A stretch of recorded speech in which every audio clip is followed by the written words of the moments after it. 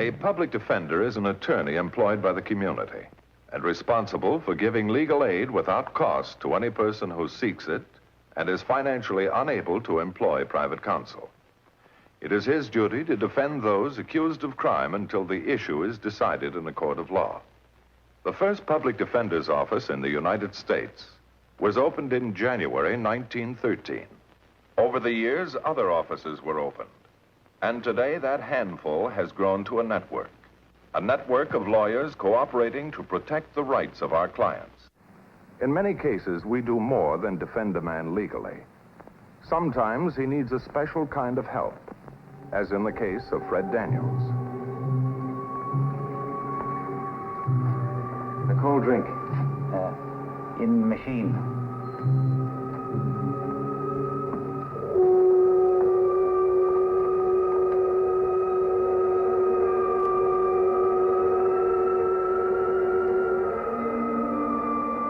Later, Fred was driving down Laurel Avenue as if he had just been through some shocking experience.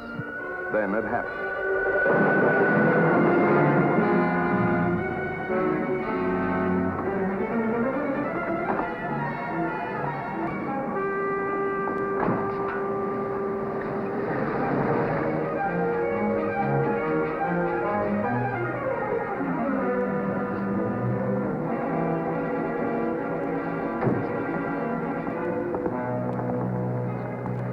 What's your name, fella?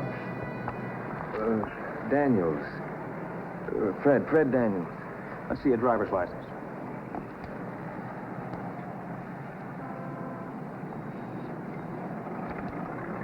Where were you heading when you crashed? Why, I guess I was on my way home. You guess. Don't you know? It's all kind of hazy. Where were you around 8:30?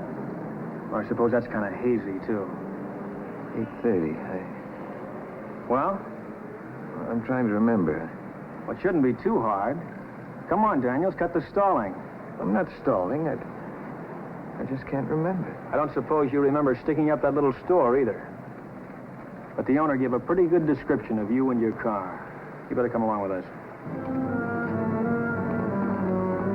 It's a rule of the sheriff's office that no one is allowed to communicate with a prisoner until he has been arraigned. Fred's wife was upset and was pleading with me, but there was nothing I could do. But this man is my husband. Couldn't I talk to him for just a minute to tell him that I know there's been some horrible mistake? I know how you must feel, Mrs. Daniels. As soon as your husband is arraigned, you'll have a chance to see him and talk things over. Fred robbing the store doesn't make sense. I won't believe it. Fred never did a dishonest thing in his life. Why won't they let me talk to him? People versus Daniels.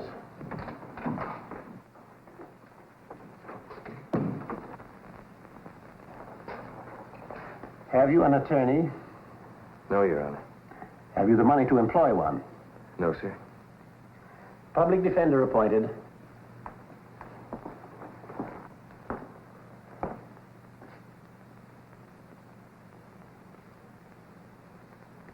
I don't want an attorney.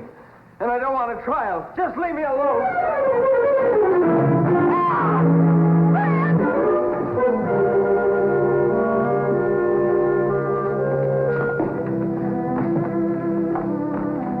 Remember, I love you, darling. I love you, and I believe in you. In a couple of days, this will all be over.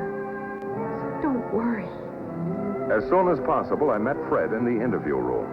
It was my first chance to talk with him. We don't have very much time, Fred, so tell me the truth. What happened?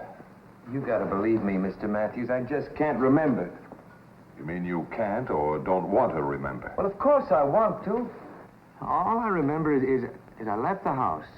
It was after dinner. I'd had an argument with Alice about the bills. What happened after that is complete blank. You don't remember where you were around 8:30? Nothing. Till around, it was 10 o'clock. I was driving down Laurel Avenue and my car crashed. Do you remember the police picking you up? How could I forget it? Being dragged off to jail like a criminal. Detectives fingerprinting me and grilling me, and some man named Quimby telling the police, yeah, that's the guy, all right. And then I was booked for robbery, for entering his store and cleaning out the cash register. You denied it? Well, of course I denied it. I'm not a thief, Mr. Matthews. I never touched a nickel that didn't belong to me. As for this fella Quimby, I never saw him before. But he positively identified you, which is serious. Unless you can tell us where you were and what you were doing at that time. Well, that's going to be tough. Yeah, everything's tough from the day you're born. But I had a way out, Mr. Matthews. It could have been all over this morning if you hadn't stopped me. Maybe a way out for you, Fred. But what about your wife? Well, isn't Alice worse off this way? I'm not much of a husband, Mr. Matthews. All I ever brought her was trouble and disgrace. Now she'll probably see me sent to prison. It's my job to try and keep that from happening. That same afternoon, I talked over Fred's case with Dr. Potter, a friend of mine and psychiatrist of the mental hospital at Ferndale. Before I'd venture any opinion, Bart, I'd want to study this fellow firsthand. I wish you would, Frank. I wish you hadn't told me about him. I'm on vacation. Left Ferndale to get a week's rest. Oh, it won't take too long, and if we could just help this fellow... All right, you're breaking my arm. I'll put him under observation. Thanks. And I've got some work to do, too. I can't give you the answer, Mrs. Daniels. Maybe Dr. Potter can supply it after he's observed him. Fred isn't really sick. Unless the war did something. He was in a plane crack-up, then a year in prison camp. Those are things you don't get over right away. When he's restless and nervous, that's probably the reason. What sort of work does he do? When he came home, he couldn't seem to hold a job. He said he didn't belong in an office. His talent was for writing. Ever have anything published? Just a jingle or two in an army newspaper. During the war, that's about all. But when he insisted he wanted to make writing his career, I didn't want to stand in his way. Meanwhile, our debts were terrible. I was worried, and we argued a lot. Like on Thursday night, Fred was in the living room, working hard on his book.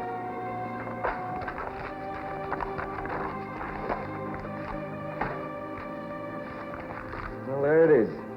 6 months of hard labor. The story still isn't right. Have to start all over again from page 1. Maybe you'd be better, Fred, if you went back to work. Well, isn't writing work? If you feel you must write, you could do it at night. When I'm all tired and beat.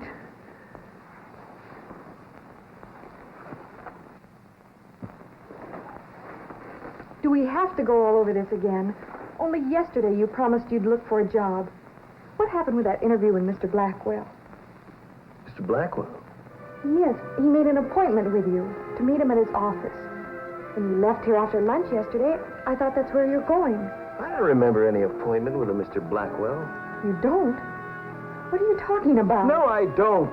Now, why don't you let me keep my mind on my book? Fred, What is it? we've got to do something about the bills. They keep piling up and we've used up all our savings. If you won't look for a job, I'm going to. No, I won't let you. But we haven't a penny in the world. We can't go on this way. Don't you understand? We don't have any money left. All right, Alice, why don't you say it? Say what? That I'm a drain on you. No good. Nothing but 6 feet of trouble. You'd never hear me say that, Fred. Oh, but you think it, don't you? And I don't want to hear any more about the bills. I'll get the money to pay for them. You leave it to me, and I'll get it tonight. What do you suppose he meant when he said he'd get that money? I'm sure it was just talk. He often acts that way, makes rash promises. You've been very frank, Mrs. Daniels. Thank you. You've helped me to understand your husband a lot better. There's more to this case than meets the eye, Frank. I can't see this Fred Daniels as the criminal type, can you? I'll go along on that, Bart. He's definitely a mental problem. Why doesn't his wife realize it? She's an intelligent woman. Wife is always the last one to admit it, even to herself. If ever a man needed psychiatric treatment, it's Daniels. I wish you'd tell that to Judge Fletcher. I will. As soon as I can prepare a complete report. Thanks, Frank. I appreciate it. A few days later, Judge Fletcher called a private hearing. Present were Dr. Potter, Alice, Ed Fraser from the district attorney's office, and myself. Dr. Potter?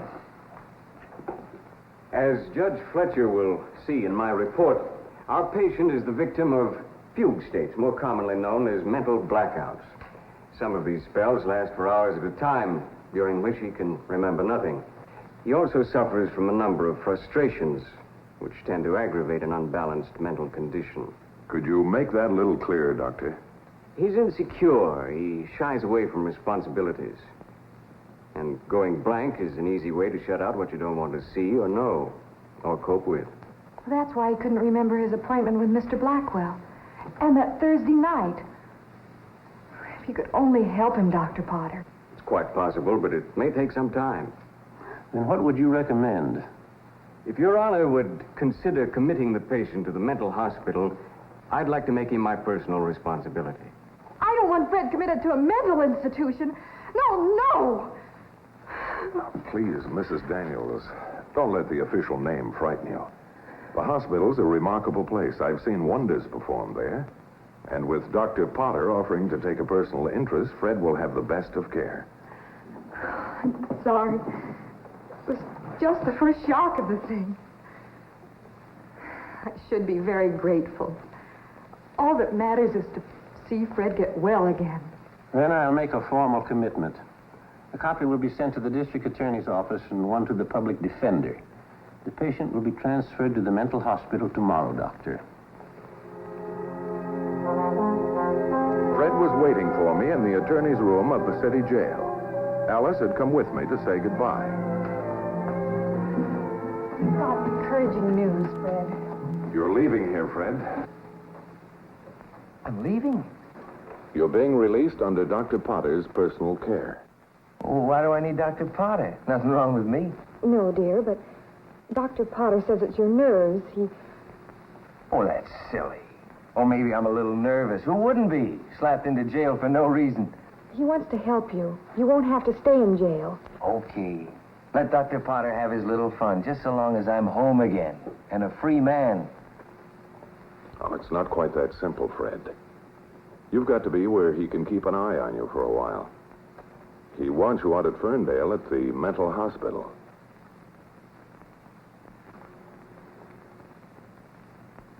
Well, why do I have to go there? Now, don't get excited, dear, please. You mean you want me to go? Alice simply wants you to get well. It's more than just nerves. But Dr. Potter is sure that he can cure you. So I'm sick. Up here, is that what you're trying to tell me? Mental hospital. Why don't you use the right word? Insane asylum. And you let him sell you this bill of goods. If you really cared for me, you'd never have let this happen. I do care for you, but Dr. Potter has assured me that... I'm not being fooled, Alice. You want me put away. That's not so, Fred. Well, then why didn't you stick by me?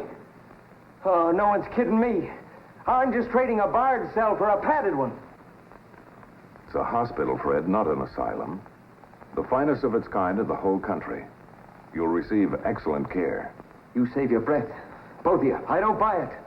I'm not being sent to any mental institution. Why, if I had any sanity left, I'd lose it there. I'm staying right here in jail. It's not my decision, Fred. It's a court order. Take me back to my cell where I belong.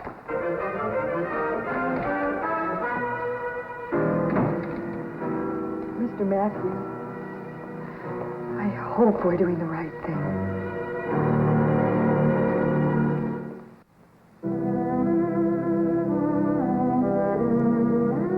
Within several weeks, I had a chance to visit Ferndale and get a first-hand report on Fred.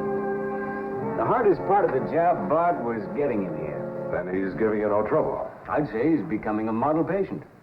May I see him? I'd rather he had no visitors for a while longer. What about this book he was trying to write? First thing I did was have his room fixed up like a writer's studio. Hemingway couldn't have asked for more. I assured him that no one would disturb him until he'd finished his book. He stood it for 1 week, then begged off. Then his writing was an escape. Exactly. But his bluff had been called. He realized if he was ever to get out of here, he'd have to start coping with reality. You have hopes for complete recovery? You can take bets on it, Bart. And I'm sure of one thing. Tests indicate he's not the criminal type. Say, how's the case coming along? How about that shopkeeper who identified him? Oh, Quimby? Well, he could be wrong, and I'm going to try to find out. Thanks, Frank. Good luck.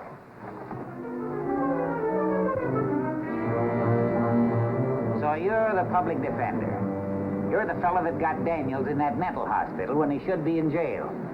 Quite sure that you don't understand all the circumstances, Mr. Quimby. Otherwise, you'd understand. All I know is he came in here, held me up at the point of a gun, took all my cash, and then beat it in his car. Couldn't this be a case of mistaken identity? See that? No sale. I got a good look at him twice. First, he came in here asking for a cold drink. That was maybe 8 o'clock. Half hour later, he came back. Hat down over his eyes, collar turned up, but it was the same guy. That's when he robbed me. And you'll swear that it was Fred Daniels. You're that sure? Sure, I'm sure. He belongs in jail, and I'm going to see that he gets there.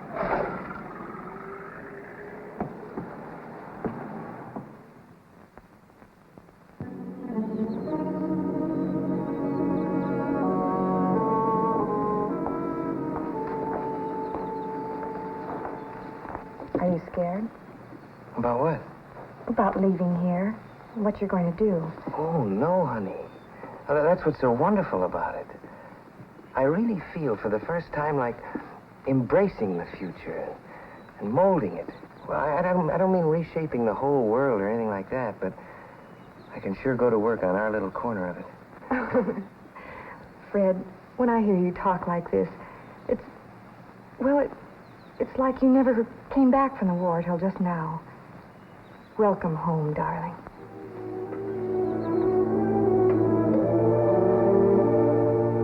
Discharge papers are all in shape, just waiting for the board's okay.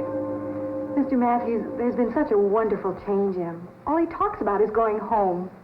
Yes, it is wonderful, Mrs. Daniels, but, But what? well, I'm sorry, but there's still the trial. The trial? I don't understand. Fred will have to be returned to jail to stand trial for the robbery.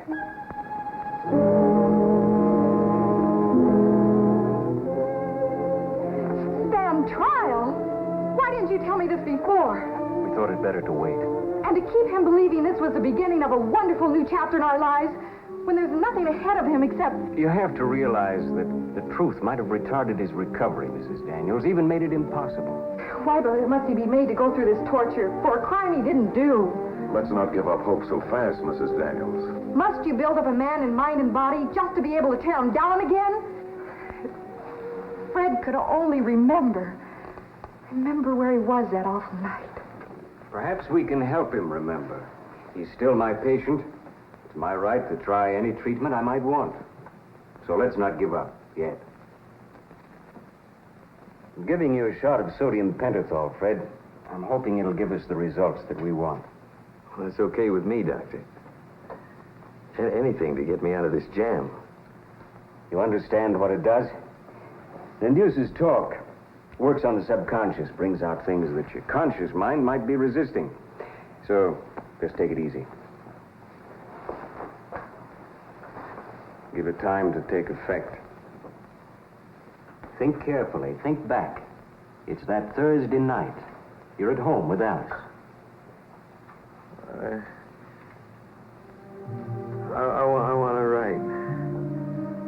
I got to start the book all over. Yes, we know, and you're angry with Alice. She's always worried about the bills. Gotta pay the bills. Gotta get the money. That's right, Fred. You want to get some money, so you go out. I'm in my car. I'm driving downtown. Thirsty. Stop in a little store. Where, Fred? A little store on Laurel Avenue. I come back in my car. Driving down Lincoln Boulevard. Promised Alice I'd get the money. How are you going to get it, Fred? I'll get it. He'll help me. Lakewood Park Hotel. You stopped at the Lakewood Park Hotel? Why? Who was it you wanted to see there? Clerk said I gotta wait. Wait for whom, Fred? Fred, please don't stop. Who was it you were waiting for?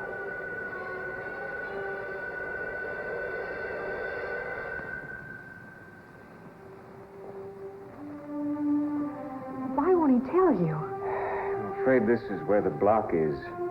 something he might be ashamed of or want us to hide. Not wise to keep forcing him. At any rate, we have something to go on now.